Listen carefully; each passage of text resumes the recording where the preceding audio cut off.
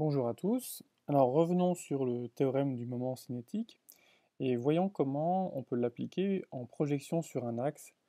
Ça sera l'occasion d'introduire une notion importante qui est la notion de bras de levier.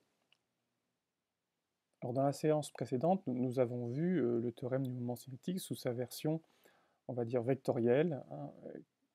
La dérivée d'un moment cinétique vectoriel par rapport au temps est égale au moment d'une force. Alors on peut aussi appliquer le théorème du moment cinétique en projection suivant un axe fixe. Alors, chose importante, il faut que l'axe soit fixe. Je rappelle ce que c'est que le moment cinétique par rapport à un axe, hein, c'est la projection du moment vectoriel par rapport à un point O situé sur l'axe, donc le long de l'axe orienté suivant le vecteur unitaire petit u. Même chose pour le moment, on projette le moment d'une force par rapport à O suivant le vecteur unitaire petit u. Donc l'axe au préalable a été orienté. Et le théorème du moment cinétique en projection s'écrit la dérivée par rapport au temps du moment cinétique suivant l'axe delta est égale au moment des forces par rapport à ce même axe. Alors voyons maintenant comment calculer le moment d'une force par rapport à un axe. Petite précision, projeter le théorème suivant un axe est souvent intéressant quand toutes les forces sont dans le même plan. Et dans ce cas-là, il est intéressant de projeter le théorème du moment cinétique suivant un axe perpendiculaire à ce plan. Mettons qu'on ait une force qui s'applique en un point M et que l'on cherche son moment par rapport à un axe ici que j'appelle delta. Cet axe, je l'ai orienté ici avec le vecteur unitaire petit u. Alors comment faire pour calculer le moment d'une force par rapport à cet axe? Tout d'abord, il faut déterminer ce qu'on appelle le bras de levier, que je vais appeler ici D. Alors le bras de levier, qu'est-ce que c'est? Pour déterminer le bras de levier, il suffit de tracer la droite support de la force et de regarder à quelle distance elle se situe par rapport à l'axe delta. Donc ici, je vais tracer la distance entre l'axe delta et la droite support de la force. Cette distance, c'est le bras de levier. Ensuite, on détermine le sens positif associé à l'orientation de l'axe. Donc, par exemple, dans mon cas de figure, j'ai un axe qui est orienté suivant le vecteur unitaire petit u.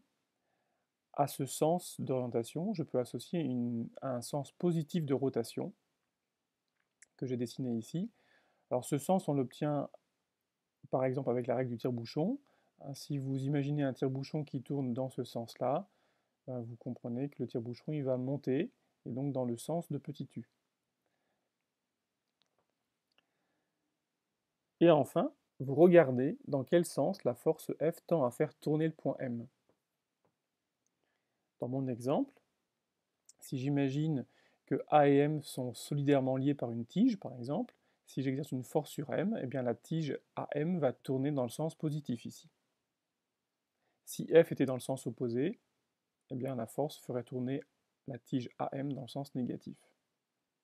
Si la force tend à faire tourner le point M dans le sens positif, alors le moment de la force sera F fois D. Sinon, ce sera moins F fois D.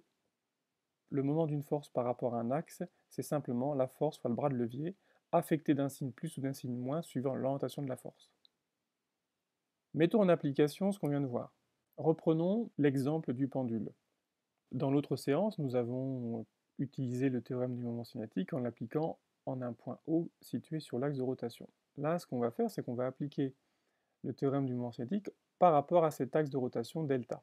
Cet axe, je vais l'orienter. Vous voyez ici, je l'oriente avec un vecteur unitaire qui pointe vers vous, perpendiculaire au tableau. Donc ça désigne le vecteur UZ.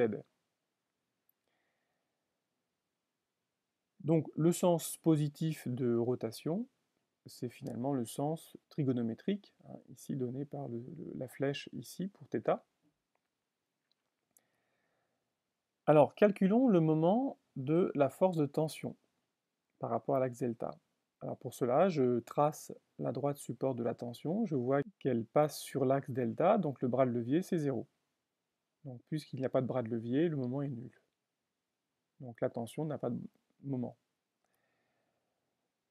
Quant au poids, traçons la droite support du poids et regardons à quelle distance elle passe par rapport à l'axe delta.